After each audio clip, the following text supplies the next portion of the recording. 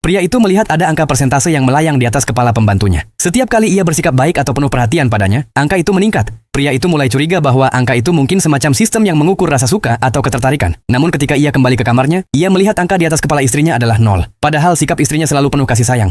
Meskipun begitu, angka itu sama sekali tidak berubah. Pria itu tidak bisa memahami logika di balik perubahan angka itu. Tiba-tiba terdengar suara dari ruang tamu di bawah. Ia segera turun dan mengetahui bahwa pembantunya sedang merasa sedih dan berniat pergi jalan-jalan keluar. Karena ia juga tidak bisa tidur, ia memutuskan untuk ikut menemaninya. Pada saat itu juga, angka di atas kepala pembantu tiba-tiba naik. Saat mereka berjalan, pembantu itu mulai bercerita tentang masalah pernikahannya. Ternyata pernikahannya hanyalah sebuah perjanjian bisnis tanpa adanya perasaan cinta. Pria itu mendengarkan dengan sabar dan menenangkannya. Perlahan-lahan ia menjadi tempat curhat pembantu itu. Dan angka di atas kepalanya terus meningkat. Suatu saat pembantu itu terpeleset dan jatuh. Pria itu dengan lembut memijat kakinya dan tiba-tiba angka itu naik hingga 80%. Pria itu mulai berpikir, apa yang akan terjadi jika angka itu mencapai 100%? Untuk membuktikan hal itu, keesokan harinya ia mencari alasan agar bisa kembali menyentuh kakinya dengan alasan mengoleskan obat. Seperti yang ia duga, angka itu meningkat dengan cepat hingga 99%.